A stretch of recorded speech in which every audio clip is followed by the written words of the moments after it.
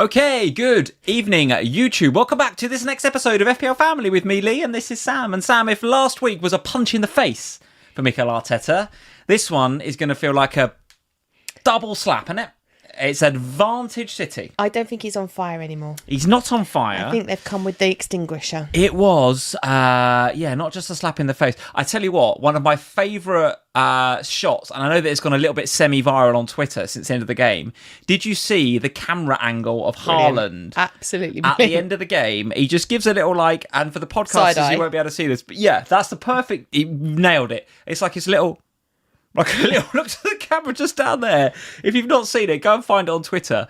And he's sort of he's humming, or he's like starting to sing in the background, isn't he? Oh, sometimes I get a good feeling, and it's just like, oh no. I tell you what, in that moment, I was just like, they're winning this league. They just have got the momentum. It's just there for the minute. They were good today. I think the reality of the situation very good is that. For the last few weeks, it's felt very much like City were in the driver's seat, but quietly in the driver's seat, if you know what I mean. Just letting Arteta say ridiculous things and dig his own grave. And then they've gone out of the, one by one, the trophy competitions have just disappeared. And it's got to a point, and we always say this every season, City just know how to finish a season. Absolutely. It doesn't matter really what goes on before. They know what to do. The muscle memory kicks in and they know how to finish a season properly. And Arsenal, for all they know how to bottle it. Well, yeah, for all of the good stuff that they've done during the rest of the season, when they get to the end of the campaigns, they know how to make it all go wrong. And today always felt like it was going to be really, really important. Didn't really matter which one won it. The one that won felt like the one that would then probably kick on from it. As it is, City have that muscle memory. City win. It's theirs to lose now. It is. I think it absolutely is theirs to think lose. By Wednesday night, they'll have wiped away the goal difference and they'll be ahead on goal difference. Well, there's only one goal in it, so assuming they win, then yes, I mean, they'll be at least level. They could put 4-5 past Burnley. Well, they probably will. I mean, the way that they're playing. I mean, it's interesting, isn't it? Because they've got that Burnley game, and then I think and Sky, they showed this on Sky, the way that the fixtures kind of fall from then on, Arsenal then play twice again at home before City then play again. The Newcastle game, and then actually could be another 6-point gap between Manchester City and Arsenal by the time City play the game after Burnley, if that makes sense. So Arsenal could have another 6-point gap, and then City have got to claw that back. There's still football to be played. And a match to be scheduled for Manchester City. Still football to be played, and stranger things have happened, but right now the momentum looks absolutely with City. We're going to discuss that. We're going to discuss all the other games.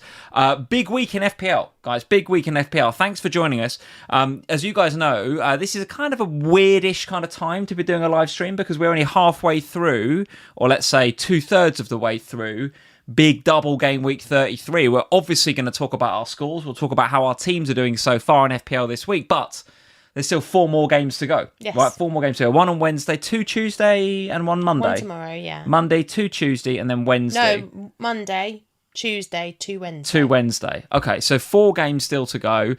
And those 4 games will have a big impact still on our FPL teams. You and I bench boosted this week. We're going to find out whether that was a success or not. I don't know if it was. I mean, it wasn't a disaster, but it also wasn't amazing for me. We'll talk about that later on. There was a lot of people free hitting as well this week. So can we call the free hit a success based on what I saw as the kind of free hit template? I think you probably can. I think so. But, listen, maybe we'll have that conversation later on. If you did free hit this week, let us know in the live chat or in the comment section if you're watching the replay.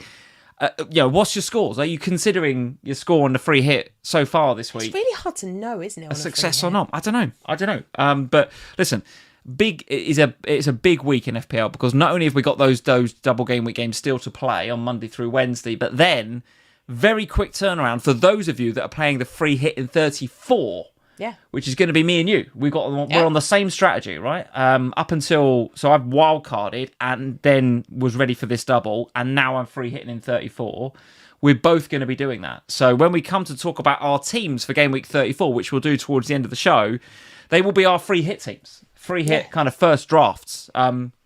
some similarities, but some differences. They're not as identical as I thought they would be. When we were discussing, obviously, the fact that I would have to make these new graphics from scratch, and obviously I was moaning, I think, a couple of weeks ago when you wildcarded that it takes forever when you've got to make a new, because you basically have to just start all new player graphics again. So for these 2 free hits, I said to you, didn't I? Well, don't worry about it. It shouldn't be too bad because I'll just do one and then I should be able to tweak just a couple of players here and there.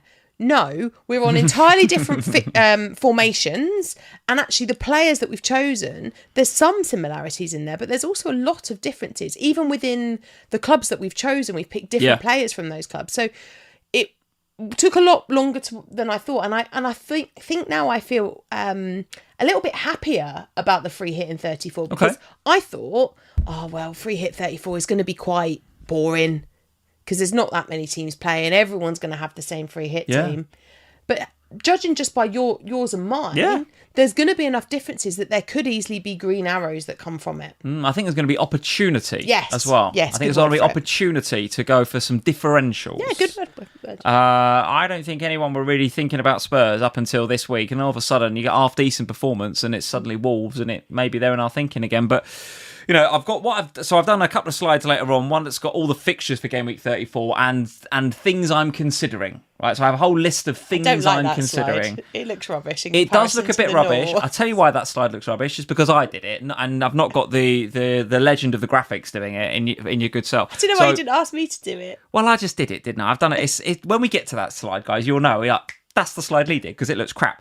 But when the point is, it's got all the key kind of talking points and my thinking behind Game Week 34 free hit. Listen, we've still got a lot of football to play. As I say, there's still 4 games to go. So the free hit that we put in front of you guys later on comes with a whole bunch of caveats, right? But where you will find our Game Week 34 locked in free hit teams is on the Ohana podcast on Thursday. So get over to patreon.com/FPLFamily. Get yourself signed up for an account over there. Don't need to give us any money. There's no Ohana podcast behind a paywall. There is other stuff behind a paywall. If you want to take part in our competitions, if you want to get in the Slack, if you want to have Zoom calls with us, all that good stuff is great. You can come and support the channel. But if you just want access to the Ohana podcast on a Thursday for free, just get yourself a Patreon account and sign up for it at patreon.com/FPLFamily. All the links in the description below. That's where you'll find our locked-in free hit teams for Game Week 34. But today, at the end of the show, we've got some ideas. I've got some crap slides. We've got some ideas. Right, Sam, let's say hello to... let's say hello. You really sold that. Yeah, people can't wait for the crap slide. Everyone's waiting for it. Let's say hello to a few people, and then we'll get on with the games. And I suggest, given that I'm the king of waffle, as we found out a couple of weeks ago, I will do my best to keep it short on those games because we've got a lot of Game Week 34 to discuss. There's a lot to discuss going into next week, so we'll try and zip through the games as quickly as we can. You won't be able to. I won't. No, I won't. We've got top bins with twins. How are we doing, top bins? 84 bins with twins. Yeah, Sam, get this: 84 on a bench boost with 13 left to play. I mean, that's going well. Wow. Good effort. That is a very, very nice. Going well. Very nice score indeed. FPL Nap is in. Triple captain now looking good for the Man City double. I have to say yes. I think we have to say yes, don't we? When is their double? 36? Well, we think so. I mean, it hasn't been announced yet, but yes, we think so. Pretty sure it's going to be 36. Yeah. I'm pretty sure it's going to be against Palace, don't we? So, well, we know it's going to be against Palace, but we just don't know where it's going to go. Yeah. So, yes, FPL Nap. I would suggest the triple cap is looking pretty locked for Game Week 36. Nick F7 is here. Nice to see you. John Robert Knight is in. Who else we got? We've got Brian's 1966. He says, "Yeah, they bring on the crap slide." Brian. Yeah, you ain't seen it yet, mate. It looks really rubbish. But you'll know it. As soon as you see it, you'll be like, that's the one Lee did. It's crap. We've got Babani is in. We've got James Musau is here. That's a new name. Hey, James, welcome along. Welcome in. 64 points after playing bench boost. Not bad. Not bad. Not bad at all, that, James. Not bad at all. George is in. Nice to see you, mate. 51 on a free hit. How you feeling about that, George? Good, bad, indifferent? I don't know. That feels about par for me. I don't know. I did Sky on Saturday. And obviously you weren't with me because you were running. Well done on doing your run. Yes, thank you. But I had Josh with me and he was on a free hit strategy and we were talking afterwards and he was like, do you know, I actually think that I think it was the first time he played the free hit in a double game week and he was talking about how it's actually really hard because there's so many options and even like you start talking about the Bournemouth attack and you were like, well, is it this one, is it that one? Then you'd have the same conversation with Brighton, the same conversation with the Leeds defenders. It's so easy to get it wrong. but be on the right team, but just the wrong player because of the double. Yeah, so, it's tough. Yeah, it is tough. No doubt about it. There will be a little bit of, what do the cool kids call it? A bit of variance this week, won't there? There will be a bit of variance. The cool kids, not us then. No, not me. Certainly not. Tim Felkin is in 77 with 15 to play. Tim, that is very nice, mate. Very nice. 15 to play is decent. I assume that's a bench. Well, it must be a bench boost, right? 77 with 15 to play. Very nice indeed. Chris B is here, 52 on a free hit with João Pedro. We'll talk about him a bit later on.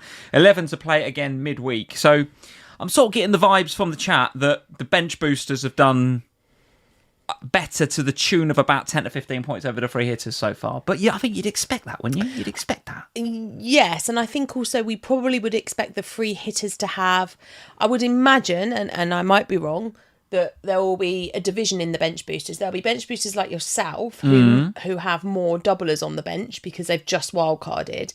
And there'll be don't assume that I have. And there'll be bench boosters in more my camp where the wildcard happened a while back.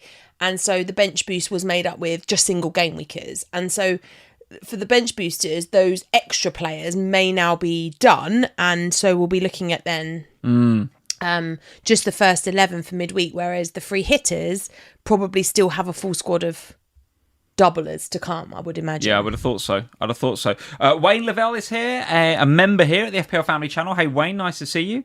48 points on the free hit. He's dropped 48k. Yeah, mate, that's a little bit below par that, but you never know, mate. There's a whole other round of fixtures to come effectively for somebody on a free hit because you've basically got those players again. So I think hopefully your players are the ones that return in the next round. Absolutely. Especially if they're the ones I've got as well. Yeah, Richard's here. Richard Lohman, nice to see you, mate. Richard is in. We've got War Hornet as well. Why João Pedro silly move that? Do you know what, War Hornet?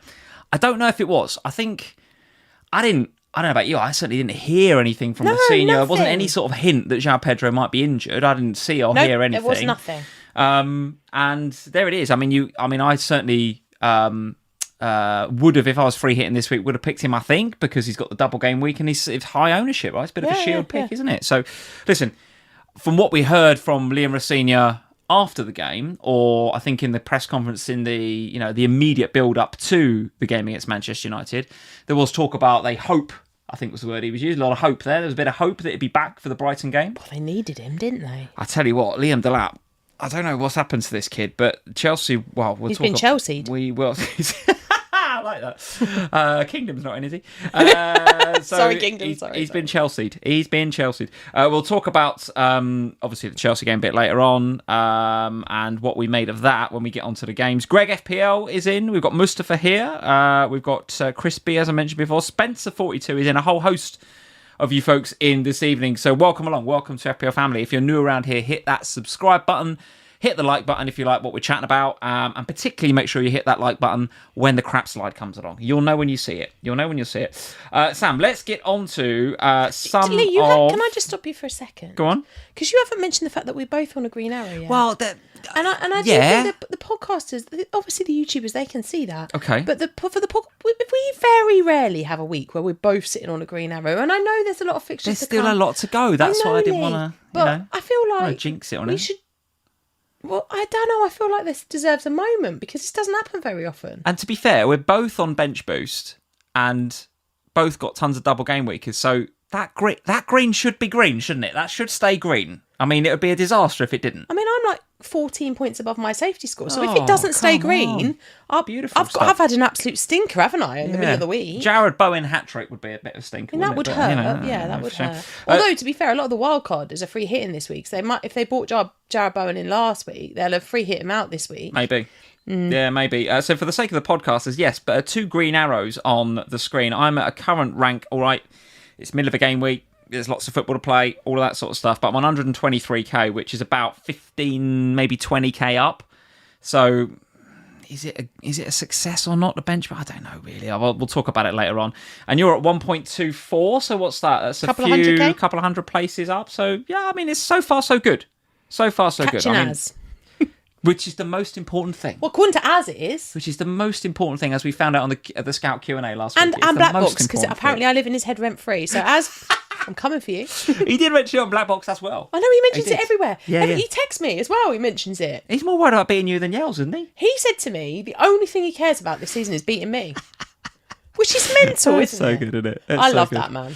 All right, let's get on with some of these games, Sam. And that's my. You've teased the crap slide That's now. my crap slide.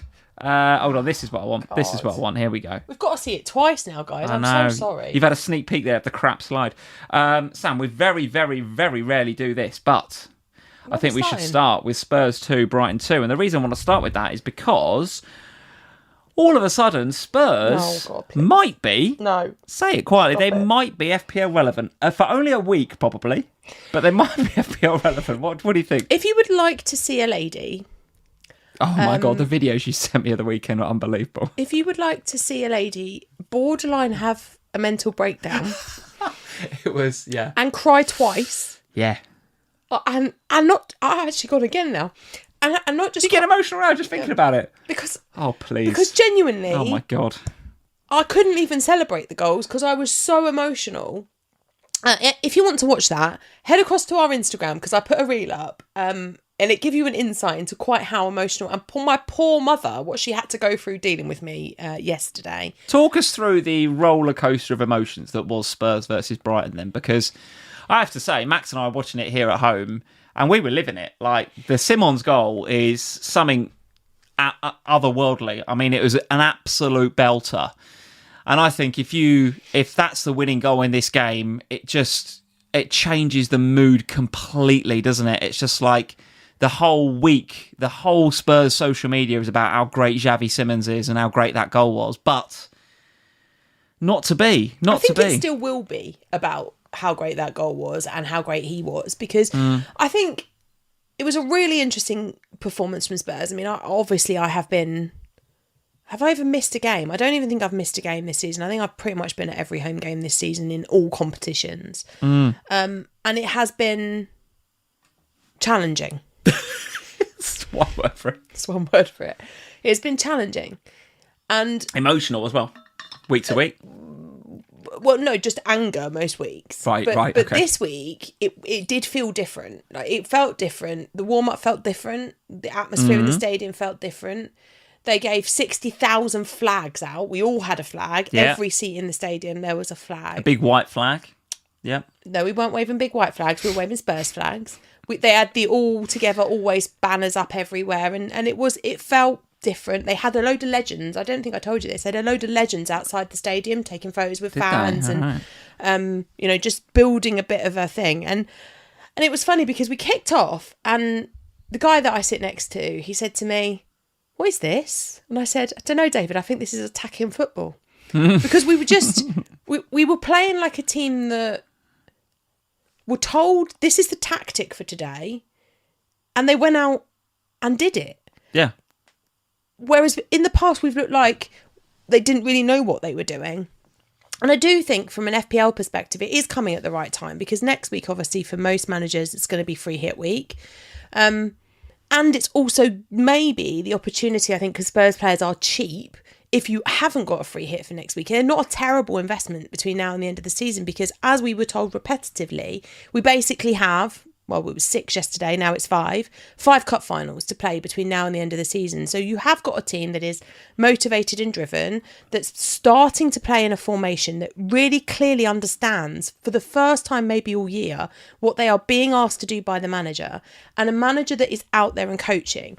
And it was funny because during obviously Bentancur and Basuma came back from injury. Bentancur, what a world of difference he made, not just when he was on the pitch. Oh, yeah. But when he gets subbed, and we were waiting for him to get subbed, we knew he'd have to go off early because he's just coming back. And he goes off and he stands in full kit next to De Zerbi, and he's like directing traffic and telling them what to do. And I was like, yes, where's this passion from players been? Where is that motivation? And then he eventually gets shouted at by the lino, who basically drags him away and puts him in a bib. So then he's in a bib doing the same thing and still talking to them constantly. I think there's an opportunity. Do I think we'll stay up? I'm still not convinced we will. I think the other results have got to go in our favour. West Ham game's big tomorrow, isn't it? It's big. It is massive. Yeah. We need a favour from Crystal Palace.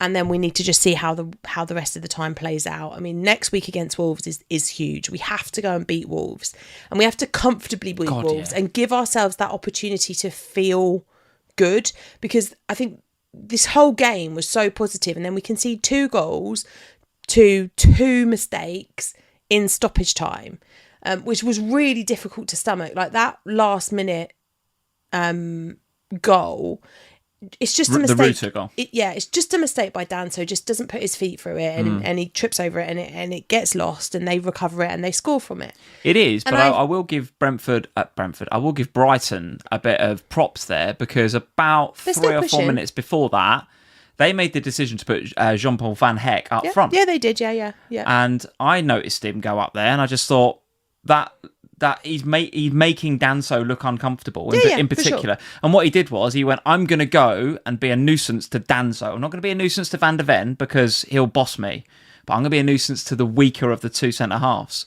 That's exactly what he did. I mean, Danso, in hindsight, maybe he's just got to put his foot through it, hasn't he? Lace it into the top row. Of course, but it's just a mistake. But that's not how Spurs are trained. That's not how you're drilled. You're trained to put your foot on it and be calm. It's just that Jean-Paul Van Heck was there, not expecting it, picked his pocket because he's as strong as Danso, if not more so, and then no one's picking up Ruter on the edge of the box. So, and you were at 10 men at the time as well, because Xavi Simons couldn't move. Right? Well, that was problematic because obviously, so he's got cramp. They've given him more gel than I can begin to tell you, because the trainer walks around the pitch to give him one. So he has one. Then the game gets pulled up and he's kind of really struggling. He has another one on the pitch, and then Bergvall sprints the length of the pitch to get him another one. So he's maybe had 3 or 4 in the space of about 5 minutes, because we didn't have any subs left. So we are handicapped. We're playing with 10. Danso, do you know what? I thought Danso had a brilliant game. He played so well, apart from that one mistake, and it's just unfortunate that it happens when it does, and it costs us the 3 points and we just get the 1. But there were so many positives to build on, and I think going into next week against Wolves, there's an opportunity now to pick up some Spurs players, especially if you are on a free hit next week, because you don't have to keep them beyond 34. You can just have them for Wolves. So go on, and that's my question. And before I ask it, I just want to say thank you to Alex Marman for the super chat. Thank you, Alex, for the super chat. He says, here's a super chat for no other reason than to cheer up Sam and a virtual hug.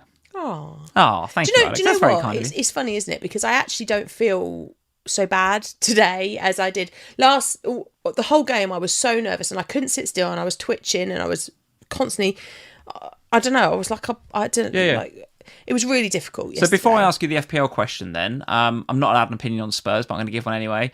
I definitely thought there were green shoots. I thought you pressed better in the first 35 minutes of that game than I've seen you all season press. Yeah, right? Definitely. So pressing was good. There was identity in the team. I thought the press, particularly from the likes of Bentancur in the middle, meant that the likes of Xavi Simons didn't need to get involved physically as much, because Bentancur was there bossing it and putting his weight around. So having the likes of Bentancur there alongside Xavi is better for Xavi. Yep. Now, look, I still think he got bossed out of it a little bit. He was a bit lightweight. He was throwing himself about a little bit, but that's his game, and that's okay, because he wins free kicks in interesting areas, Xavi Simons. So that's fine. But him and Bentancur did work. So there's definitely green shoots there. The fear I have for Spurs is that, okay, the manager's come in, he's already getting you playing a little bit better than you were before. There seems to be intent in the press. You're scoring a couple of goals.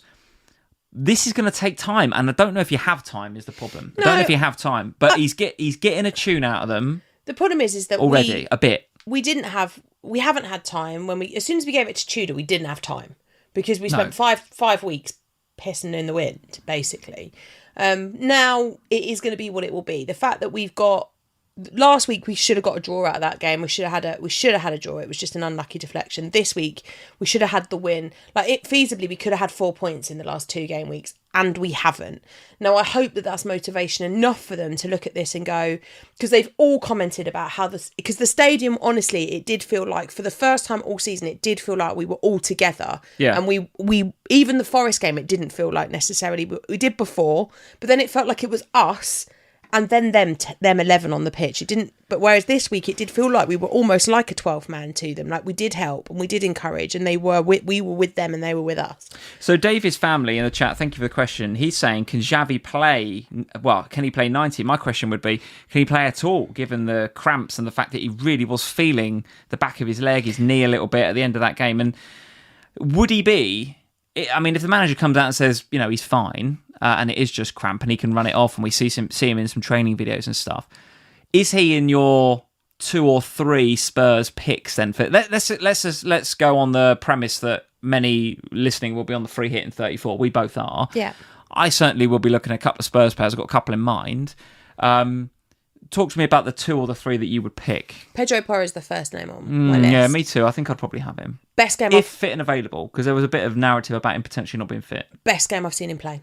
In a Spurs shirt. Yeah. Full stop, this one. He was everywhere. I saw something in the Forest game as well, right? I did see something there. Look, Porro under and actually the same against Sunderland. We said it against Sunderland last week, the first game under De Zerbi.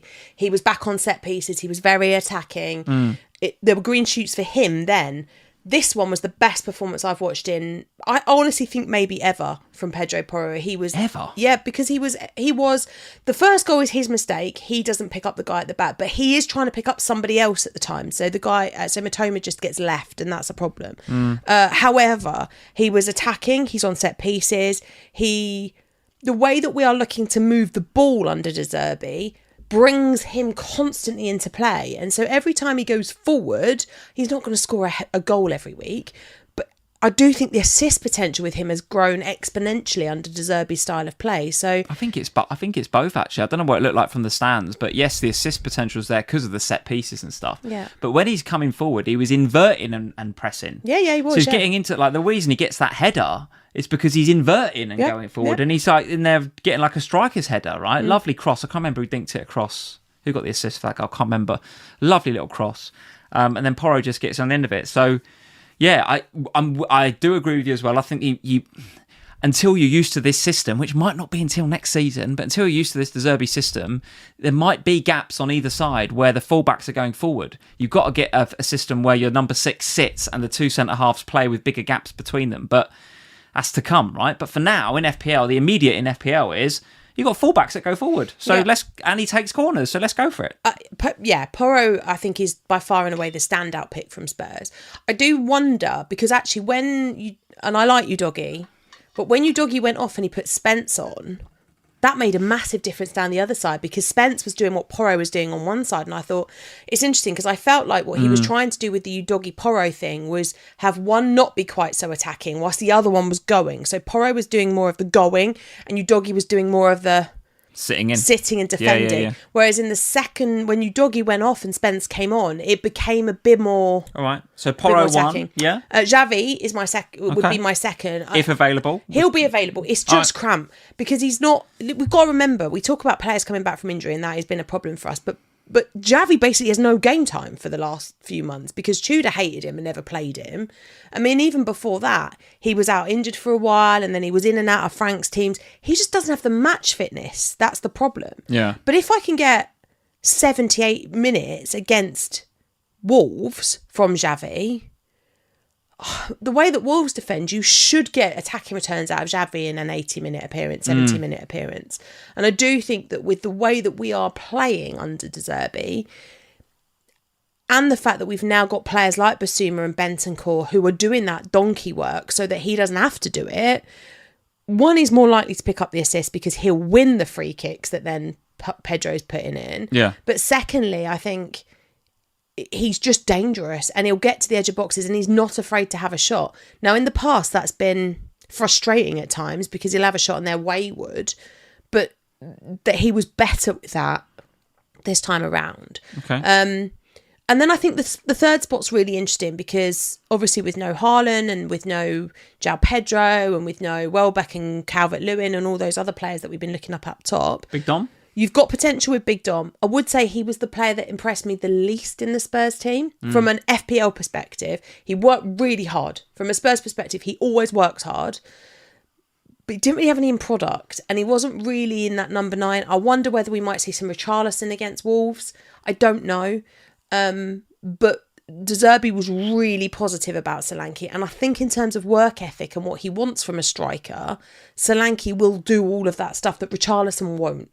Do you know what? I think he's a bit risky. That was another reason I thought the Simons thing worked at the weekend in the game just gone, was because Solanke does such a good job of he's on Van Heck, isn't he? He's on the defenders all the time. He's moving around, and the centre halves have always got one eye on him, and he plays a little bit off the shoulder, and he can get in behind.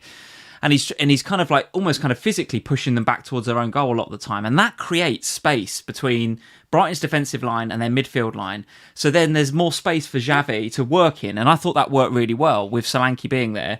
Now with Wolves, I don't know, because Brighton are quite forward thinking, right? They want to attack you. They're good. Right? They're in really good bit of form. Now, if Wolves decide that actually they want to reduce those spaces between their defensive line and their midfield line and sit a bit deeper, which they might do. Which they could, yeah. I mean, they got at home. They really should try and do something with the game, particularly as they're down now. But if they reduce that space, that might contract the space that Simmons can work in. Yeah. So for me, I'm looking at that and I'm going, well, do I want Simmons if he's in less space to work in and he's got like Gomez and stuff that are sort of like getting on him? Or do I want the striker that's going to put himself about and be a nuisance for them from set pieces and stuff? I'm a bit torn, I think. I think Porro for sure. There's a risk with Solanke, I think. You think? Because he didn't return this weekend. I think his hard work will be something that De Zerbi likes, but we have to score goals. All right. So I think he's a bit risky. I think there are other options at Spurs. I would be very wary of going for the goalkeeper because Vicario is due back. And I don't know what De Zerbi will do because actually I think Kinski's actually been quite good the last couple of games. He's not done anything wrong. So it will be interesting to see whether Vicario is back. Okay. We also have the fact that Maddison was back on the bench this week. We weren't. He's not ready though, is he? He was there for vibes. Wasn't he? He was there to boost the fans for sure. But I wouldn't be getting Maddison. But he is one that is just sitting there and waiting to maybe get some minutes. Very good. All right. Well, Spurs on the agenda. Brighton then, from their perspective, they're a really good team. Listen, they're a really good team. If you're a Matoma owner, I mean, that's a roller coaster in itself. Just that, right? He didn't start the game off the bench, back on the bench, and then all those that were waiting on Gomez not getting the yellow card last week so that he could play in the double game week. He then goes off after less than 20 minutes. So if you're a Gomez owner, it's just bang unlucky because not only have you picked him because not only have you've been brave enough to take the risk. If you wildcarded last week and brought him in, you've gone, right, I know he's potentially going to get that suspension, but I'm going to trust him and then I'm going to have him as a real differential for the double. Well, you've trusted him. You've had the balls to do that. He's got through that game, and then he gets injured. One of your key differentials, probably on your wild card for this week. It's a real bummer for Gomez owners. It didn't look great either. We couldn't work out what had happened in the stands until afterwards when I asked you, and it's where he landed again on his Match knee. of the Day. Yeah, it wasn't anyone's fault. He just landed badly on his knee. And then Mitoma comes on and scores a very, very nice goal. I mean, that is a really, really well-taken goal. From a gross cross as well, right? You were sat here last week and I was almost having a go at you for that being a bit of a boring pick. I don't know if that was last week or that was Ohana, but I was saying to you, that's a boring pick. But it's very lowly owned gross. Sometimes in FPL, as we've seen many times this season, the boring picks just tick over. It's another assist for Gross. He gets 3 bonus points. I don't know what for. Like, I'm literally watching that game thinking... There's so many, like Bentancur I thought was marvellous in that game. Yeah, but often you don't get the bonus points for being the best player on the pitch.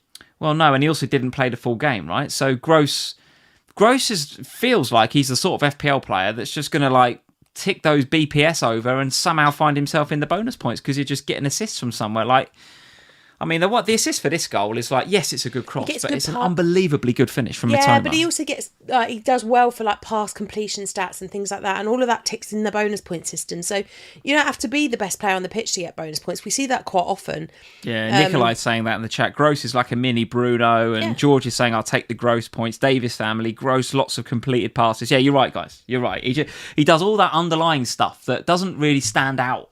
When you're watching a game. No. But then you look at the stats at the end of the game, actually, he sort of knits it all together. The thing with the Brighton assets is that, to be honest, with the exception of Verbruggen and Van Heck, they were all differentials. So and maybe Welbeck, actually. So whoever you were picking had the ability to turn a game on its head. And I just was like, Gross just feels like the one that just has a little bit of magic in him because he has set pieces. All right, well, we've spent loads of time talking about Spurs there. Which was nice. Which was nice. We don't do that very often here on a Sunday night, do we? Let's enjoy it while we can because, we might not be able to do it again. Yeah, all right.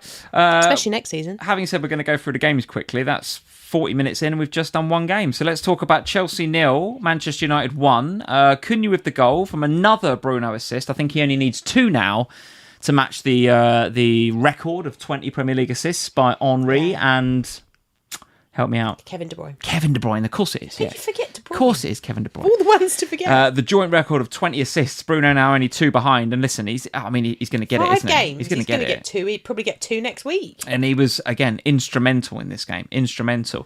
Let's do Chelsea first, though, because a few of us, well, certainly us wildcarders in 32, and even if you didn't wildcard in 32, you were looking at, obviously, João Pedro, who didn't start in this game. We hope he's going to be back, was Rossini's words for the Brighton game. Some of us going for Palmer. There was a few going for Enzo, given that he was going to be back in the squad and in the team.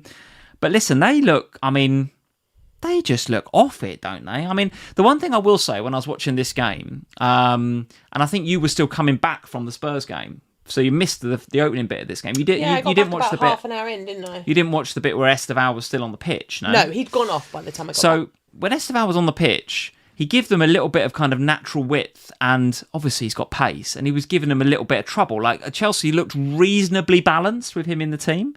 Then he goes off and Garnacho comes on. Chelsea fans and United fans, actually, given his history, tell me what you think of Garnacho. I mean, has there been a worse player in the Premier League, like, in the last 5 years? I mean, there must have been. Sam, this guy's so bad. And, like, Bruno's, like, eyes lit up on the assist, right? Because someone plays a nice, I'm bad with names tonight. Someone plays a really nice ball over the top. Might even be Casemiro. Don't know. Casemiro. It's Casemiro to Bruno and then Bruno to Cunha. Yeah, so Casemiro plays a nice ball over into space, and Bruno's right. Bruno, you can see on his face, he's like, oh, I've got space, and it's only Garnacho. So all I've got to do is beat Garnacho, and I'll get a cross in here. And Garnacho's just like it's like an apologetic.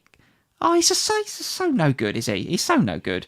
But anyway, he's kind of typical, really, of Chelsea at the moment. They're all over the place. I mean, that's only, a couple of wins in the last God knows how many games.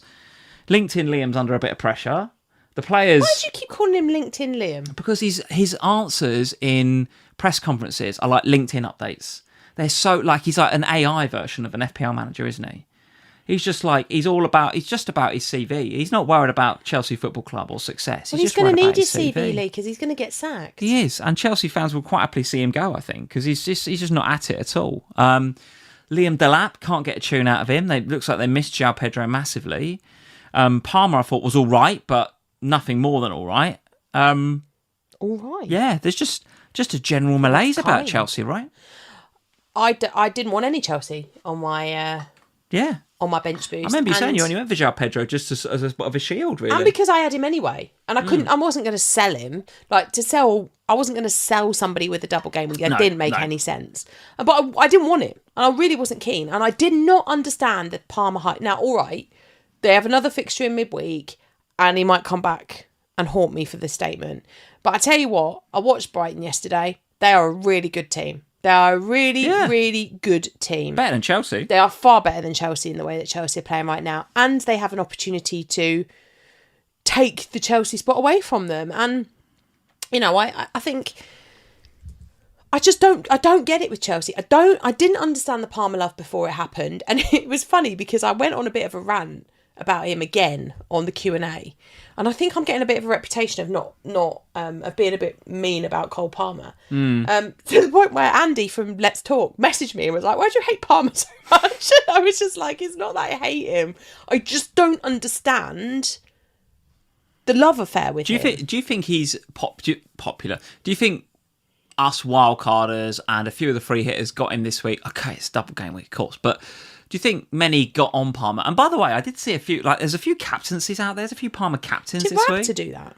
I don't know, but there was definitely a few Palmer captains out there. Do you think it's because we've all just got the money? Because we've all got the money sitting in the bank, so we're like, well, we'll just get Palmer then. I think there is a reassuringly expensive thing that goes on with him. And maybe the fact that we don't have to think about, or we haven't historically had to think about Salah over the last few weeks. We'll talk about Salah later. Maybe there is. I think also, you look at the double game weeks and you think, okay, when you see that list of double game week teams, Manchester City, obviously you're going to have 3. But then you look at the others, Brighton, Leeds, Bournemouth, Burnley, and you kind of go, who did I miss? I missed somebody. Oh, and Chelsea. You look at those other 4 and you go, well, they don't... Okay. because historically they wouldn't be the big teams that you would invest in. Whereas you look at Chelsea and you go, double game week for Chelsea. All right then. It's probably heating up as well, isn't it? From 6th down to about 10th in the league. Well, it's anybody's. Everyone's on 48 and 47 points. Yeah. It's tight. It's tight. And honestly, I think that they will. Brighton is a very hard place to go, and I think Chelsea will struggle in midweek. All right, well, let's look at Chelsea's fixtures for the rest of the season. And obviously, it's the blank coming up. Are you going to keep Palmer? Depends if I want the money or not. I mean, Forest at home in game week 35. Is that? God, this is small print on my screen here. It's going to. Probably going to keep him for that. But what then? Anfield and then Spurs at home, Sunderland away. Listen, he's not going to be a priority sell for Forest at home. But if I need the money, I won't hesitate. No, I won't hesitate. Will I keep João Pedro? Probably, because of again this is a shield thing. But if anyone in midfield stands out, then probably just get rid of him. I also think it's the same in the forward line, isn't it? Because like Haaland's going to be a lock between now and the end of the season, particularly as we now think that they'll probably go on and win. Most managers will have João Pedro and then Dominic Calvert-Lewin / Danny Welbeck on their wildcard if they've just wildcarded recently. João Pedro is going to be the one. If Igor Thiago starts scoring over the next few weeks. Start scoring? He is scoring. But we didn't this week, annoyingly. But do you know what I mean? If he or if Dom Solanke or if somebody else starts really like popping their head above the parapet, João Pedro will be the first one I think people look at to sell, because Chelsea just seem to be just disintegrating. Yeah, Chatterbox, a nice comment as well. He says, remember that the Forest game for Chelsea is between the two legs of the Europa League for Forest. So it's not going to be a game that Forest are going to want to play necessarily. Maybe. I mean, they're going to need the points, right? Probably. They can't afford to sack off the league, though, can they? Yeah, true enough. United then? Decent win for them. They're looking like they're going to cement their position in the top 3 or 4, probably. Carrick's doing a pretty good job. Bruno continues to be an awesome pick. I think probably going to be most people's captains for game week 34, whether you're free hitting or not. Let's have a look at the fixture ticker for the remaining weeks of Manchester United's season. They're right up there. So Brentford at home next week, then Liverpool at home, then Sunderland away, Forest at home, and then Brighton away. So for game week 34, again, free hit thinking, Bruno plus who, if anyone, from Manchester United? Bottom so far for XG this game week, Manchester United. Well, I noticed that you put that on. That's the only reason I made this graphic. The team XG stats for game week 33. This is obviously not the crap slide. You'll know it when you see it, guys. This is not it. This is a really good one that you put together. Team XG stats for game week 33 for the sake of the podcasters. Bournemouth right at the top with 2.99, followed by Leeds and Villa, but right at the bottom with 0.29 XG created this week, which I've struggled to believe. That seems kind of crazy. But yeah, United really struggling to create anything outside of the goal. Does that put you off having an Mbeumo? Does it put you off having a Cunha? Does it put you off having a Sesko?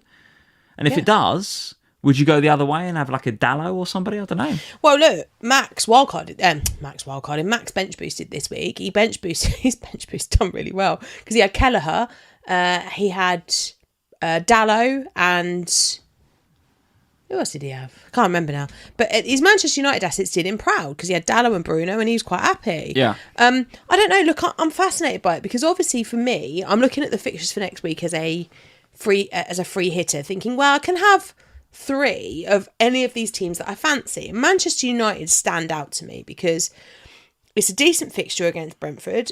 It's a form team with something to fight for in terms of securing league position. Bruno Fernandes is just a... Yeah, we don't need to talk about him. But because we don't need to talk about him, you kind of look at Manchester United and go, well, if I want to make Manchester United work for me, I have to therefore have somebody else. I can't just go with Bruno Fernandes. Oh, I see what you mean. Yeah. But I really struggle because Cunha's been the one over the last couple of weeks that's been returning the points alongside Bruno. I don't really fancy the double up in midfield though, because I do think that there's quite a number of good options, and you'll see that in my free hit draft later. I think there's quite a few good options in there that you could have. I quite like the idea of a Manchester United defender, but then I do expect Thiago probably to get something in that game. So it's a difficult one to call with Manchester United. I think Mbeumo will be the one that... I thought the lads at centre-half actually played pretty well against Chelsea, to be fair. Like They Heaven did, and the yeah. guys that come in. Like there was no Maguire, there was no Martinez. And Maguire will be back. Assume so. Yeah, assume so. Thought Luke Shaw and the lad on the other side, Dallo, both played pretty well. So United look fine. Do you know what I mean? They look fine.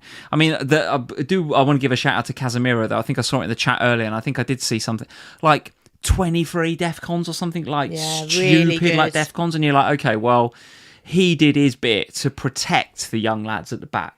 So I mean, he was the defensive heartbeat, would you say that? No, well, he was the first line of defence before you got to the back four, right? He put a shift in. His role reminded me of what it used to be like at your lot in the past, when you always had like a really rock solid centre midfielder who dealt with it before it hit you defensively. But the reason I mention him is because I don't know what he's got to be up there in the top. I don't know United top scorers, but Casemiro's got to be up there, right? How many headers he scored this season?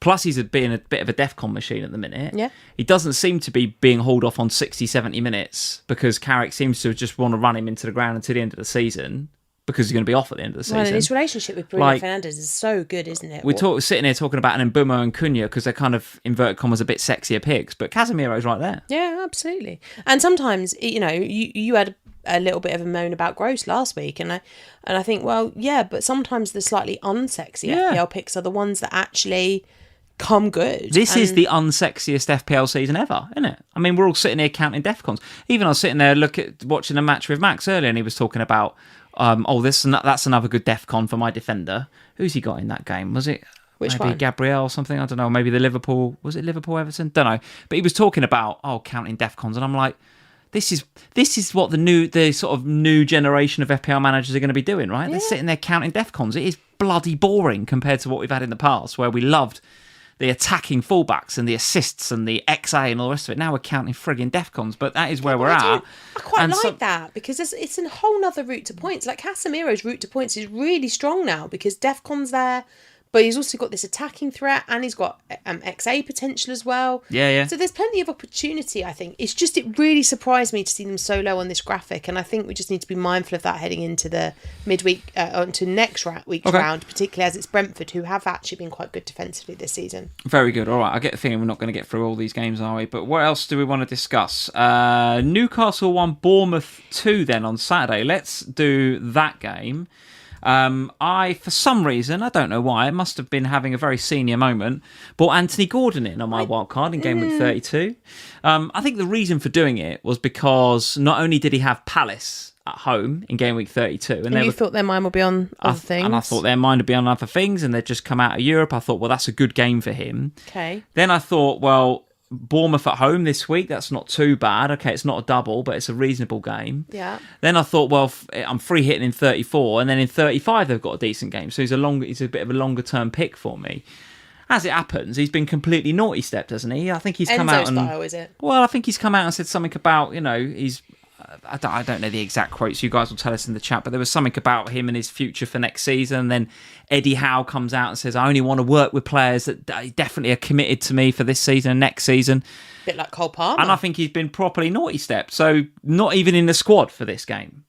So there I am on a bench boost this week. No bloody Anthony Gordon. So straight away I'm a man down, aren't I? I'm down to 14 rather than 15 on the bench boost, which is a complete nightmare. Anyway, they missed him, and they're no good at the minute, Newcastle. Like, I didn't see the fair play to Bournemouth, right? We should absolutely say first and foremost, really Bournemouth good. Are on one at the minute, and the fact that he's leaving at the end of the season, someone somewhere, and it might even be my club, are going to pick up a bloody good manager. He's already got a club. He knows where he's going. He's top manager, and Bournemouth will miss him, no doubt about it. But notice the narrative that seems to be going along with it, right? He's announced that he's going to go, and it's not kind of like, oh, bloody hell, you're abandoning ship. It's just like, no, we were really lucky to have you, and you go with our blessing because we know you're destined for bigger things. Who was it that they interviewed after the game? One of the players, I can't think who it was now, and he said, and they asked him directly about it, and he said, no, it's had the opposite effect. We just want to win for him so badly between now and the end of the season. That's how much they love him. We just want to make him proud.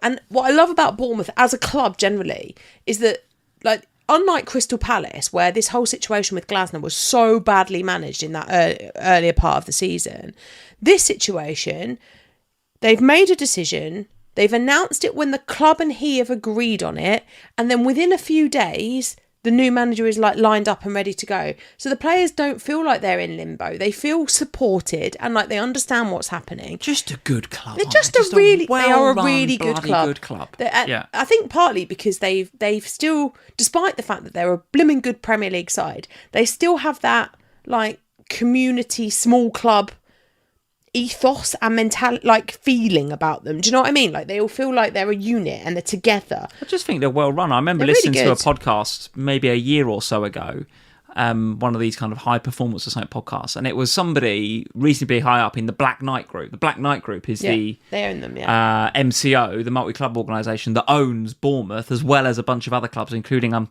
going to get this wrong, but it's like St Etienne, and there's a whole bunch of other clubs somewhere. But Bournemouth are clearly the jewel in that crown. Mm-hmm. They're the Premier League club. They're the club that all these other clubs kind of feed. And I remember listening to this guy thinking, what a sound guy. Like he was just properly knew what he was talking about, and you just get a feel for it. I was just like, this guy's like properly. I just trust him what he's saying, and he's got a plan and everything else. And no shock that translates onto the pitch. No, they're really good. They're a really good club. And they've got really, really, really good players. And and then I said to you, didn't I, the other day, like Spurs have apparently now got an agreement in principle with Senesi for next season, as long as we stay in the Premier League. Oh, really? I mean, my God, do I want... That is motivation in itself to stay in the Premier League, because I think Senesi is... What a talented player. Him and James Hill... Do you think he's just talented, though, because of how the tune that Iraola gets out of him at Bournemouth? Like, possibly. Yeah, I don't know. Someone will tell me that Dean Howson's having a great year at Real Madrid, but is he? I don't know. I just think he's I think what I like about the Bournemouth players is how hard-working they are. It's kind of irrelevant to FPL, but they work really hard. They're a really good unit and a really good system. And I think, in FPL, James Hill, Senesi, they've been fantastic for us. We've both got Tavernier. It pops up with the goal this week. Delightful. Love it. I was feeling a bit... I must say, about the Tavernier pick, because I brought him in. I was quite pleased to have him. It never really hit the ground running. Then he doesn't take the pen, and that upset me. And so this week to get a goal out of him was really nice when I saw that pop through it when I was at Spurs yesterday. So yeah, I mean, I really like them, and I think going into midweek, I can see me holding Tav and Senesi now between now and the end of the season, to be honest, because I think they've got the motivation and the drive, and they're just really good assets. The challenge with Bournemouth, though, as you guys can see that are watching us on YouTube, is that obviously no game in 34, but if you're free hitting, that's okay. But according to the Fantasy Football Scout ticker, I have them, or they have them, bang at the bottom. So Gameweek 35, Palace at home, which looks absolutely fine. 36 is away at Fulham, which also feels fine, given they feel a little bit beachy at the minute, Fulham. 37 is Manchester City at home. Going to be tricky, no doubt. And then it's Forest away on the final day. I think probably the Fantasy Football Scout ticker has them at the bottom, mainly because they don't have the game. It's a bit skewed, isn't it? Yeah. The thing is, it's skewed because you'll notice, if for those of you that are looking on YouTube, most of the blank game weekers are low down because they have a blank game week next week. And Bournemouth's second, that's the first hit. And the big hit is that they've got Man City in there. So when you have Man City and a blank, it's going to drag you right down, regardless of what the other fixtures are. And the other fixtures are middling. But they're middling on the ticker, but they actually look fine in reality for Bournemouth. And actually, that City game in 37, that's Iraola's last home game. Yeah. So who knows? They could yet cause a ripple in the Man title City charge. know what they're doing now. They're on track. Do you know what? 37, Iraola's last home game, City going to Bournemouth. That's not easy for City. If Bournemouth carry on the way they're playing, that is not easy for City. Yeah. Not saying that City won't have the title in their sights and they'll be just on one by then, but that's not easy. It's not easy for Man City. Let's go and discuss... Before we move on from Newcastle, because Newcastle are a team that do have a game next week. But it's Arsenal for a start. I don't think there's anyone... Bang out of form, though. No, I just don't know who I'd pick. No, I agree. Willisula, maybe? I think that's all I'm saying is we shouldn't move on without just cursory word on Newcastle, because they do have a fixture next week, despite the fact it's away at Arsenal. I don't like them as options because I just can't see. I can't see that there's a win there, and I don't know what's going to happen with Anthony Gordon in that situation. So, and they really did miss him. Yeah. So yeah, it's a bit of a no from me on Newcastle. Absolutely. That's a couple of goals in a couple of games now for Willisula. It seems to be doing all right. Okay. Yeah, I think there's going to be better options, isn't there? Better options. Let's do the Merseyside derby then. Everton 1, Liverpool 2, because Liverpool's fixture coming up next week in Gameweek 34, that is going to be investable. It's Palace at home, right? Palace at home for Liverpool. And then it's Manchester United away, Chelsea, Villa and Brentford. So the run-in is not easy for Liverpool. It's not. But Palace at home looks pretty good for us that are free hitting in Gameweek 34. Is it time? Is it time for what? One last fling with the Egyptian king? Well, it maybe is. I mean, listen, I'm not... difficult. Am I happy with the result? Yes, of course I am. Of course I am. You got very excited at the end. I was cool, calm and collected when that Van Dijk header goes in, as you well know. Very, very No, I'll give you an insight into, without telling you anything about what Lee did, Evie, who was sitting in the living room with us at the time, looked over and she just went, "Are you done?" That gives you an insight into what Lee may or may not have done. Oh, there's nothing better than a 99th minute winner in the Merseyside derby. And it's the first game at the Hill Dickinson. Oh, yes. Get in. Absolutely brilliant result. Performance, not great again. Not great. I have to tell you, I do not think that we deserve to win this game 2-1. No, and I think that's why you reacted in the way that you did, because you didn't... I think had you thought you deserved it, you'd have just been like, well, thank God for that, because we deserved that. Whereas actually this one was very much a smash and grab, it felt, at the end. Oh, totally. Yeah, totally. And the Beto goal as well. It's so easy. It's so easy to score against us, right? Like Dewsbury Hall completely does Konaté. Konaté's like twice his size. And he still manages to wriggle past him and get across to Beto. And then because Andy Robertson's 56 years old, he got good luck with him next year, by the way. His legs are completely gone. Well, he's only coming if we stay up as well. Well, I think he'd be better for you in the Championship, frankly. I think his legs are too gone for the Premier League, but he will give you some leadership, which you desperately need. But Beto's just like better than him. Do you know what I mean? Beto is just gets ahead of Andy Robertson and Robertson can't react. But anyway, look, I'm not going to sit here, because George says every week about you being negative. I'm not going to sit here and be negative because I'm so positive about that result. And because of what else happened this weekend, that puts us now with a little bit of a buffer in 5th, right? I can't believe I'm sitting here being delighted about being 5th after how we got on last season. But here we are, we're 5th, and we might get Champions League football, and we're in a reasonable position to do so. From an FPL perspective in this game, though, I mean, sure, right? I mean, yeah, that's now 3 and 3 games in all competitions for Salah, isn't it? Or is it 3 and 3 in the Premier League? Don't know. Anyway, he's getting some goals lately. He's back on it. And more importantly, in some of the post-match videos that I saw from inside the dressing room, I don't know how they're getting videos inside the dressing room nowadays, but they are. He looked happy. He looked like a happy Mo Salah. Because he knows it's nearly over. He knows he don't have to deal with Slot for much longer. Well, I did see the two of them, do you remember when at the end of games, Klopp would go and hug all the players and it would be just a massive loving? He and Salah give a very kind of what I would call professional, one of them, not a handshake, but one of them, one of them. But there's no hug or anything. Do you know what I mean? There's no... What? That was a great description for the podcasters. Well... one of them, podcasters. As you know, and as you guys know, when the final whistle goes... That next 2 or 3 minutes, I think there's loads of FPL insight you get in that 2 or 3 minutes after the full-time whistle that people that love the analytics, all the analytics crew, it's not even on their radar because they're worried about how many runs Salah's made. But I think you get a real feel for how the players are reacting to each other and how they react to the manager. And Salah and Slot give it a very professional, well done, and that was it. They hate each other. Moved on very quickly. There's no love lost. They hate each other. Yeah, correct. But that said... Our fans obviously stayed in the stadium. Liverpool were milking it. The players were milking it for all it was worth. I mean, it's the Merseyside derby. Of course they're going to. 2-minute walk home, of course. Of course they're going to. So Salah on a free hit in 34. Yeah, sure. Why not? Who else? Would I captain him? Absolutely not. Why? I might. Well, first of all, Bruno's right there.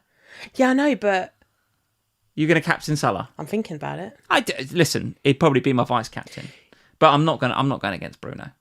See, I'm thinking about it because I think you definitely can. I think there's an opportunity this week because the way I look at it is this: for the managers that have we never beat Palace, by the way. They're our bogey team. For the managers that have free hitted this week and don't have a free hit for next week, they will not have Mo Salah.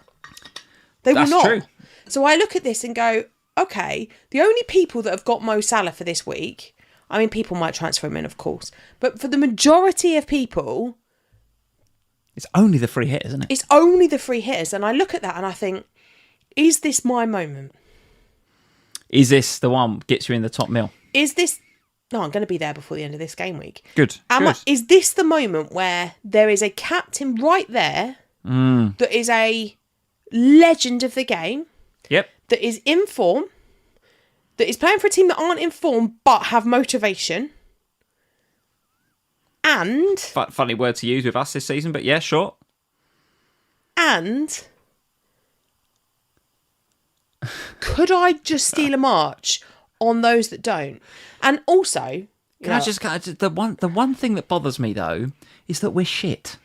No, but you're not. We are. This was shit today. Yes, but... We've got a result, yes, but we're Lee, crap. I'm not being funny, but you've not exactly been great for the last few weeks, and yet there's been Salah...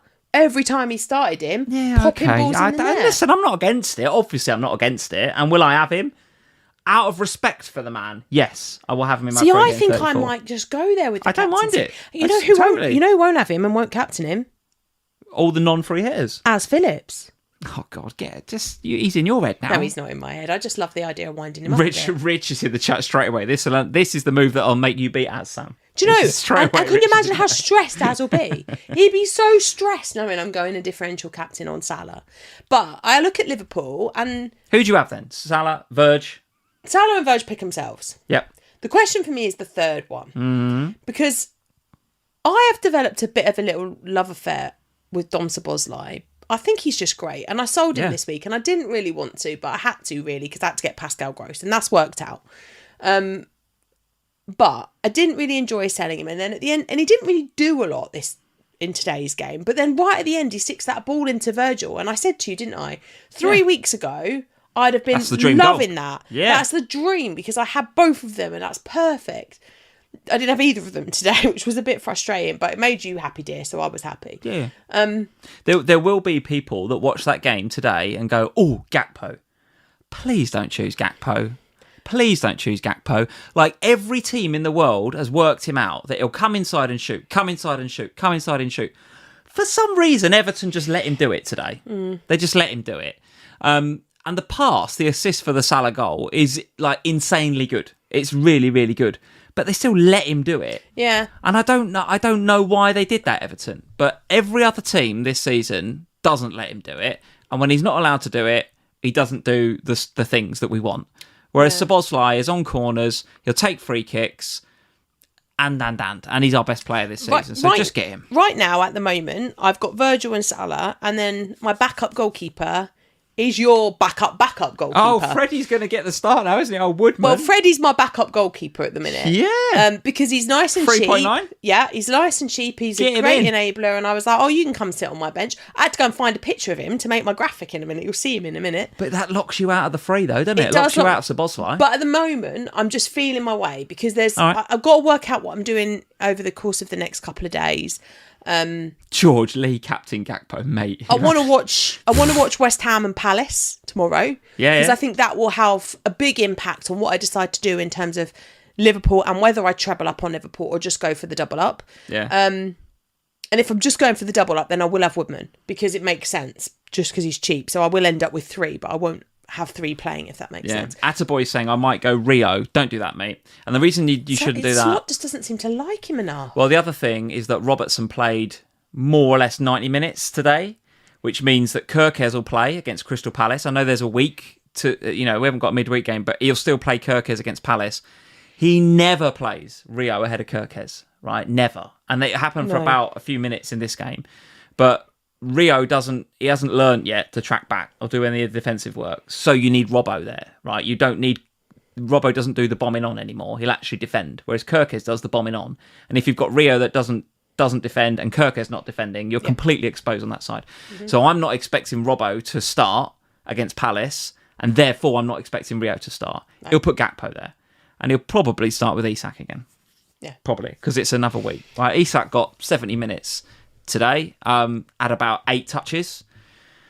I feel sorry for the guy, because clearly we haven't figured out how to play with this guy yet, right? This is not he's almost like the complete opposite to Firmino, right? Firmino was I love that, man. Working it around, I'll create something. Whereas Isak, at the moment, this might change, but it's a get me the ball kind of guy, right? He's a service striker. Yeah. And we just haven't figured that out yet. So I wouldn't go for Isak either on a free hit. He's a nice differential, right? But Virgil, Salah, and I think probably Szoboszlai's the free. Should we talk about free hits then? Or, well, let's get into this game week results, I guess, and then go into the free hits, because I think in reality... What else to discuss on this week, though? Well, we've done it all?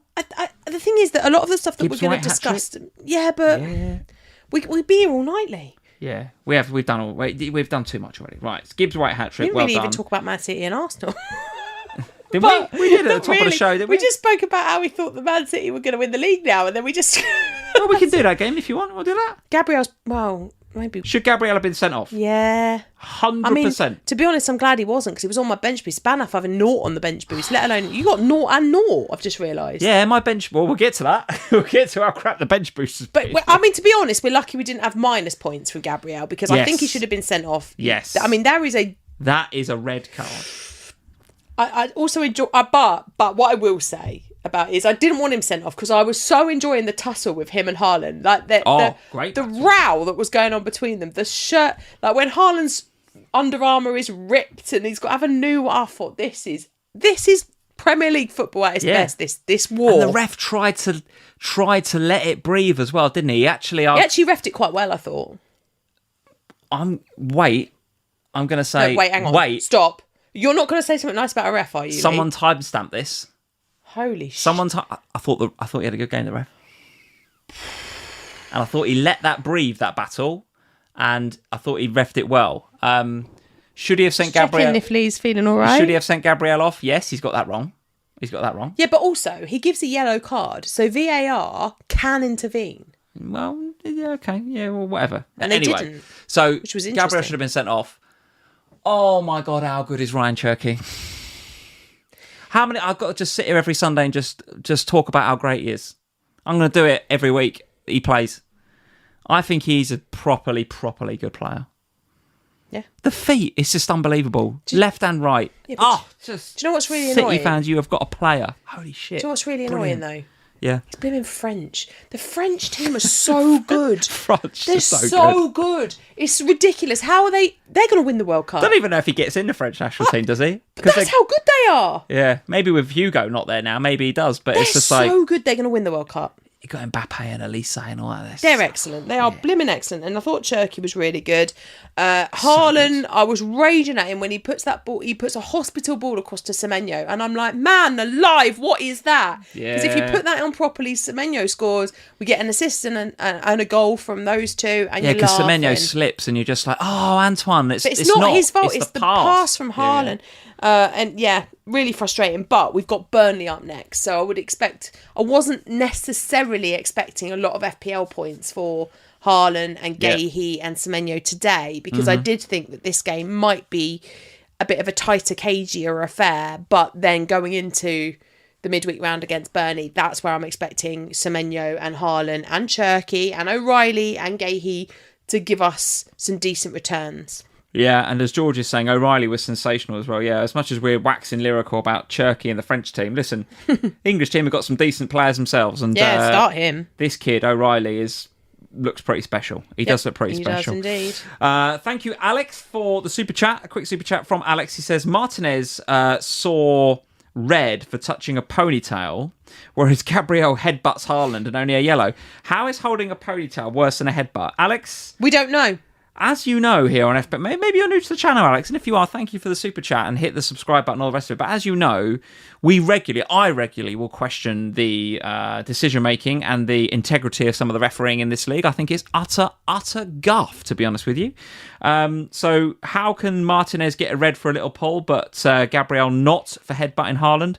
We don't know. I don't know, mate, but that is fairly consistent with how shit the refereeing has been all season. But in some ways, I do blame VAR for this one because the ref gives a yellow. Why not? Yeah. That is a prime example of the ref going, I don't know if you've headbutted him or not. I'll give him a yellow because now you can look at it and tell me if I've got it wrong. Yeah. And they don't. All right. Very good. Very good. Let's do our scores then. So, scores for this week. I'll go first. Right. So, this is my bench boost team so far. 63. So, for the podcasters... so far, it's Verbruggen in goal with 2, O'Reilly 7 at the back, Hill 4, Van Hecke 6, but obviously not a clean sheet. That is an assist in there, isn't it? And I think some DEFCON as well.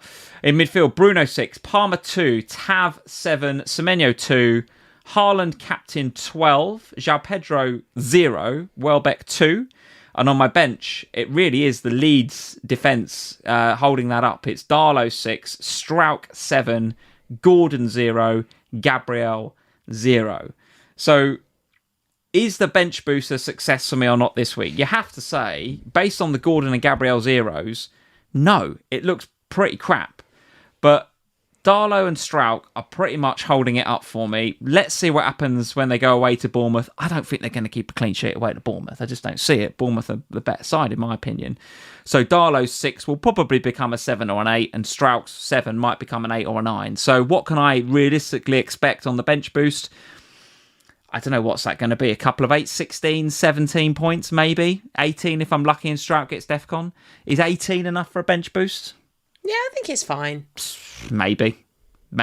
I don't know. But Gordon and Gabriel with 0 and 0 really is crap. I feel like because of the 0 and 0, I feel like I've wasted it. It doesn't feel good. It doesn't feel good at all. But anyway, 63, it is what it is. My game week rank is 805. My overall rank, as I said at the beginning of the pod, is 123, 123k. That's a rank change, a green arrow of 15%. I've got a whole bunch of players to play again, including those Leeds boys on the bench. And 2 free transfers going in to Gameweek 34. Not that I'm going to need them because I'm going to be playing the free hit. Yeah. So, but you'll have those 2 for 35 though, which will be really helpful. And I will need them, yeah, because I'm looking at this team and I'm already thinking there's some dross in here that I'm going to need to get rid of Gordon and Palmer, right? So I'm going to need at least 2 free transfers to get rid of that crap. Right, let's talk about your team then. So 61 so far this week for the podcasters. That's Dubravka with a 0 in goal. Gehi 1, Van Hecke 6, Biol 6, Senesi 2, Semenyo 2, Bruno 6, Tav 7, Gross 8, like that. João Pedro 0, Haaland captain 12, and then the bench is boosted, and it's Roofs with 1, Rodgers with an 8, Thiago 2, and then Gabriel 0. Yeah, frustrating week in some ways. Like, Dubravka, just don't be a prat. You don't have to concede the 4th. It's unnecessary. I would have taken 1. Looked so good at half time, didn't it? Being 1-0 up. You're honestly, like, such a especially as that result would have been a massive shot in the arm for you lot. Yeah, it was one of those things where would I have liked Darlow instead? Absolutely. Was I going to spend -4 points to get Darlow instead? No. So It is what it is with him. Morgan Rodgers I'm pleased with. Thiago I'm disappointed with. Gabriel's just an absolute waste of space. And Roofs again, I feel a bit disappointed with him because I just felt like he had the potential to not concede as many as he did. The rest of them, though, I'm fairly happy with. Biol and Gross were my transfers in. Both of them coming up trumps with 6 and 8. So very happy with them. João Pedro's annoying, but I do feel like, actually, it's a nice green arrow. It sets me up well for the midweek round, I think. Obviously, tomorrow I'm going to take a hit because I don't have any Crystal Palace and I don't have any West Ham. Yeah. So I will take a bit of a hit there. I've got hope Jarrod Bowen is quiet. Hope Ismail Assar and Munoz are quiet. They're not that highly honed Palace anymore, are they? Palace defence? Not like beginning of the season. Some wildcarders had them on the basis that they're going to double and they were free hitting this week. And so there was a bit of that going on. But I desperately want a Palace victory in that one, to be honest, and Jarrod Bowen to be really, really quiet because that would help me in FPL. Yeah, okay. But then going into midweek, I don't have very many Chelsea. Obviously, if João Pedro could make an appearance, that would be helpful. Just anything, Jean Pedro. Just anything. Nice. Just turn up would be nice, you absolute moron. And then Van Heck and Gross, I would expect them to do... No, don't poor guy him. He's not giving me any indication that he's not going to play if he did. They're hopeful. Well, I'm hopeful that he might turn up and get me a point. Anyway, Van Heck and Gross I'm happy with, so I think they'll do quite well against Chelsea. I'm happy. Also, what the hell? Why has Senesi not got DEFCON? Yeah, that's a bit of a shock because Hill did, right? Just not for Senesi. Happened? I'll tell you what happened. He got linked with Spurs and he suddenly turned crap. Fair. And then obviously Gay, he got booked today. He didn't get DEFCON either. Semenyo, I saw the points flash before my eyes with Haaland's hospitable. It could be better, but actually it's a green arrow. It's a big green arrow. Yeah. And I think going into midweek, I'm hopeful that continues. Obviously, my bench is done at 11, which does feel disappointing because that's less than Gay he got on his own on my bench last week. So had I just bench boosted last week, I'd have been in a better position than I am this. However, we move. And I feel fairly positive. All right. Okay. So it's a rank change of 16% in the upwards direction. A game week rank of 1.06. So an overall rank of 1.24, 1835 on the overall points with one free transfer in the bank and 2.4 million. But not, Sam, that you'll need it either because we are both going to free hit in game week 34. For those of you waiting for the crap slide that I've put together, here it is. Crap slide alert. This is game week 34. It's just words. It's just words badly. I know. Not even aligned properly. It's not even our proper font. It's just... I know. Compared to what you pulled together, it is crap. I understand what made you do it like this. I don't know. Why didn't you just say, Sam, I need a graphic? Well, why don't we talk through it quickly and then we can get to the draft? Okay, yeah. Right? Because it's making my eyes hurt. What? It's not bad. Come on. It's making my eyes bleed. It is a bit crap. But podcasters will be coming just to have a look, won't they? The podcasters are like, get on YouTube immediately to have a look at this crap slide. So these are the teams that play in game week 34. And as you can see, Spurs there, certainly on paper. Thank you, George. You know what? George says, look, you know what? I like that slide. He says, thank you, mate. I appreciate it. George, no one likes to suck up. I appreciate it. No one likes to suck up, George. You don't need to be that person. Danny McDonald says, have you used clip art for this? Remember clip art from like 1997? In a minute, we'll see that like weird little yellow guy, with the book that just will come with his glasses on. Like, do you know the Clippy? Yeah, the little paperclip. No, he wasn't. He was paperclip. No, the emoji, that. Yes, that's the clip art guy. Yeah. The emoji yellow guy with arms, yellow ball with arms. He's come with his glasses on and a book and just like rock and roll. What are you talking about? It's a paperclip. Not talking about the paperclip guy.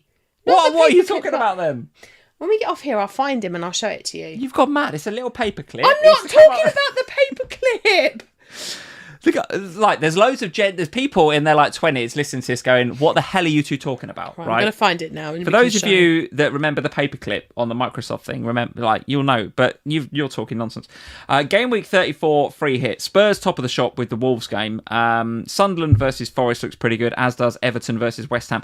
As you can see with the crap font that I've put together on the right hand side, this is kind of what I was thinking, right? Kind of what I'm thinking in terms of what the foundations, let's say, of a game week 34 free hit are going to look like. And we're going to show you drafts in just a second. And like I said, like we said at the beginning of the pod, there's some similarities, but there's some differences, some differentials as well. In terms of Arsenal, I'm thinking, because Newcastle at home, right? And on paper, in most other seasons, you'd go, well, it's a tricky little game. But the way that Newcastle are playing at the minute, I'm probably going to have free Arsenal, I think.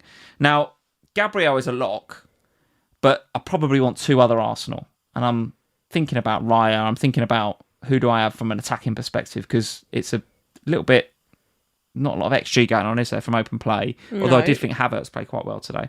So Gabriel +2, couple of Spurs. I'm probably going to have a couple of Spurs. Mukiele maybe, Sunderland at home to Forest. So do we want any Sunderland? I'm not probably going to go crazy, but maybe a Mukiele or an Alderete if I really need the money. Yeah. So I've got him in there. Free Liverpool. Bruno +1. Could be a Bruno +2. I don't know. For those of you that are free hitting, it could be a +2. But Bruno +1 other, I'm thinking, from a Man United perspective. A Palace attacker, maybe, because we all know how crap we are defensively. But then why would you get Virgil? Well, because of the threat from set pieces. But I'm telling you now, Jean-Philippe Mateta will give us Beto-style problems. Like the way that Beto got across Robbo today, And there's the handful. Our defence has not been good against handful strikers. And Jean-Philippe Mateta, I'm scouting him tomorrow night against West Ham. Because if he looks decent again, I'll get him against us. I'll get him against us, absolutely, because I think he could do very well. Bowen as well is on my thoughts. Rodgers and Watkins, and then maybe a Villa defender as well, because the Villa game doesn't look too bad either against Fulham, who are, in my opinion, a little bit on the beach. That's probably, of all the fixtures, that's the one that's quite hard to call, don't you think? Yeah. Villa away at Fulham. What, are you still looking for this bloody thing? I've got to find it.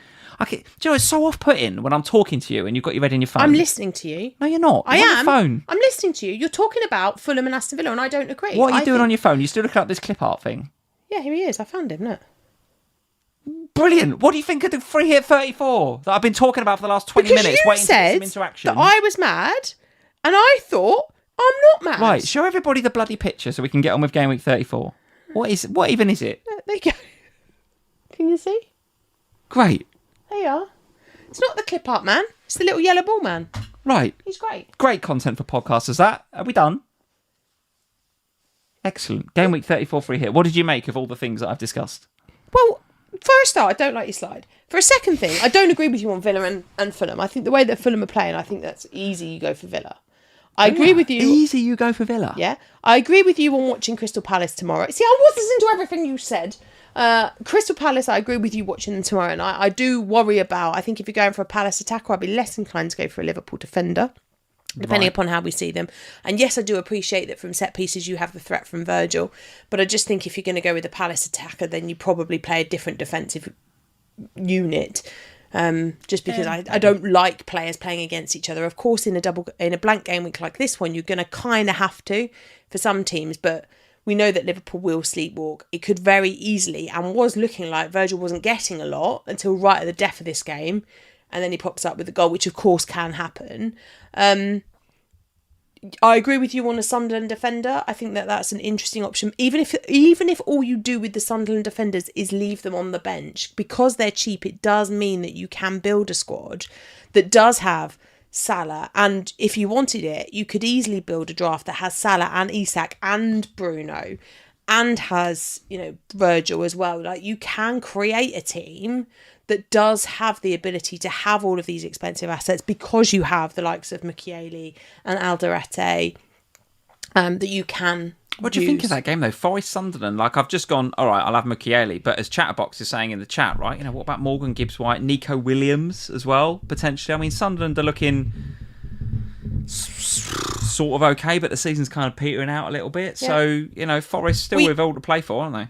Absolutely. And Forest will need to win the game. I do wonder if they might be one eye on European slots. I think Murillo went off injured again today. Yeah. We have to remember that it was Burnley as well, and they are truly terrible. True. So yes, Morgan Gibbs-White I think is looking fantastic. But the Hattie today, and I don't want this to detract from the fact that he's got a hat-trick, and I don't mean it in a negative way. I'm just saying it's Burnley and they are crap. So he gets a hat-trick, yes, and the form has been there over the previous weeks as well. So there's nothing to stop you doing it. In fact, I have him in my draft.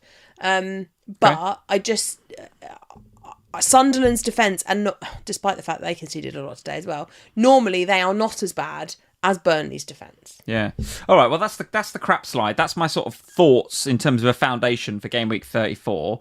Let's go to our teams then in terms of what that looks like in reality. What does that actually, draft-wise, what does that look like?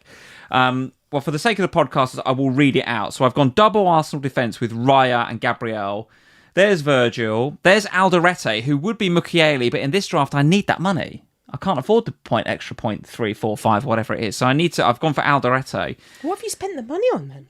Well, we'll come to my midfield in just a second. And then Pedro Porro to complete the back four. Which is the most expensive route to Spurs as well. Yeah, he's not cheap, is he? No. Then my midfield. So Salah, right? And then Bruno, and then Cunha and Gibbs-White. And then Bowen and Watkins up front. With expensive front line as well. Yep.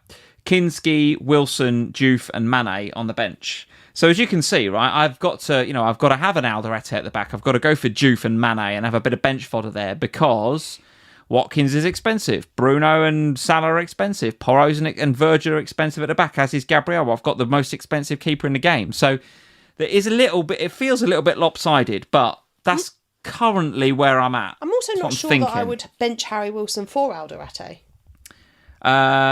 Sure. Yeah, sure. Absolutely. So Wilson could come in for this game. Yeah, absolutely. So what do you make of that? Not bad? Yeah, it's not bad. Getting there? It's not bad for a first start. I don't Bowen definitely is on radar for me to watch tomorrow night, for sure, watching him. Danny saying Mavropanos over Juve. Like it, mate. Yep, absolutely could be. Yeah. Could be. It's interesting, isn't it? Because no Arsenal attacker. Because I just don't know who you'd have. Just don't know who you'd have. Yeah. And even if you picked one, it feels a bit of a lottery, doesn't it? Like if West Ham score, it's Bowen. At the minute, if Villa score, pretty good chance it's Ollie because he's on form, right? And if Forest gets something, Gibbs White's usually involved. Bruno and Cunha are the ones, aren't they? But with Arsenal, it's just like, yeah, okay, well, I might go for a Gyökeres, but he was benched today. I might go for a... And Havertz do I go for a Trossard or a Havertz? No, Havertz did look great. He played great today, Havertz. No, not from an FPL perspective. I wouldn't pick Havertz. Maybe not. No, maybe not. He's not gonna. He don't look as if he's gonna get 2 or 3 goals or whatever. No, and also I agree. I think he played well today though. But you couldn't guarantee the start. Maybe. Or where he'd start. Yeah, but I think this is just a start, right? This is just a start, and as you guys know, we said at the beginning of the pod, right? We've got Monday, Tuesday, Wednesday. We've got 4 games to be played yet this week. So there's lots still to go, and I appreciate that within those 4 games are teams that are going to blank next week. So Tuesday and Wednesday in particular are all teams that are probably not going to be playing in Gameweek 34, right? But in the sake for the Monday night game, which is West Ham versus Palace. Yeah, we're going to be scouting some players, aren't we? Yeah, especially West Ham players, right? So that's my team. That's my Gameweek 34 free hit. First thoughts. As you can see, I've got the captaincy on Bruno. I'm not going to put off anybody that wants to put it on Mo, including yourself. If that was what you wanted to do, I'll be totally for it. Let's have a look at your free hit draft then for next week. Let's read it out for the podcasters. So again, the double Arsenal defence with Raya and Gabriel. There's Virgil and Pedro Porro. So the defence is looking pretty similar. In midfield, though, Salah, Fernandes and Gibbs White. So those 3, again, similar. But you've gone for Xavi and you've gone for Rodgers in midfield. And then you've gone for the Villa double-up. So Watkins and Thiago up front against Manchester United. So no Bowen in there, which surprises me a little bit. And then the bench is Woodman, Van der Ven, Renildo and Mane. So talk us through your free hit draft then and your thinking behind, I want double Villa attack. I mean, what's going on here? Really fancy Villa. I just think they're finding form. I don't really fancy Fulham. I wasn't impressed by Fulham at all against Brentford. And I wasn't impressed by Fulham when they played against you lot either the week before. So that's a couple of weeks now that I've watched Fulham and just gone, nah. Season's petering out a bit, maybe. Yeah, not really a lot to play for. Not really they're not challenging for anything. They're safe. Nothing's really happening there.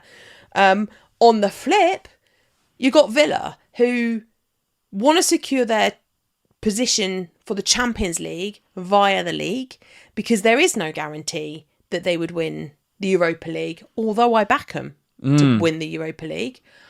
The way they're playing, yeah. Yeah, and they've got Forest in the next round. I would back them to beat Forest in the next round. But then in the final, it's a European final and anything can happen, right? So they have to secure Champions League football via the league. Looks so much better since Tielemans and McGinn have come back. Totally. So much better. But also, I think Ollie Watkins, this is what we talk about all the time. This is a player with high levels of motivation, because it's not just about getting Champions League football for his club. It's about the flipping seat on the plane, having been left out of the England squad for the last set of international fixtures. Yeah. This is maybe just give him a kick up the arse, maybe. I think it's exactly the kick up the arse that he needed. And I like the fact that when Watkins is doing well, it generally means Rodgers is also doing well. And we got points out of Rodgers today again, which is good. Yeah. So I've gone for the double up with those 2. I haven't got Bowen, but Thiago could easily be Bowen. I'm not against doing that swap. I want to watch what Bowen does this week and Scored 2 against United in the game at the G-Tech though, Thiago. He did. According to George in the chat. I'm also not against getting Solanke if I think that he's going to be the one that gets the nod for Spurs, and losing Van der Ven for somebody different on the bench. I'm definitely not wed to that forward. I'm absolutely certain I'll have Ollie Watkins. The person that plays alongside him, I'm not absolutely sure who that will be.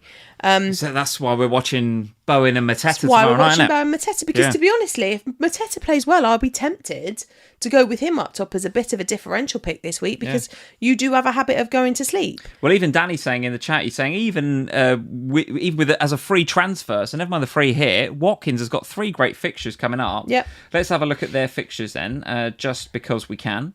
Villa's next 3. Let's see what Danny's talking about. So there's the Fulham game, Spurs at home, and then Burnley away, and then Liverpool at home. Listen, they can get at us, no problem at all. Before they finish the season with City on the final day at the Etihad, they'll be trying to spoil the party there as well. Villa might have top 4 signed up by then and have their eye on a European final, by the way. Yeah, the Spurs game is the one that sits in the middle of the European games for Villa with Forest, in the same way that we were just talking about Forest having.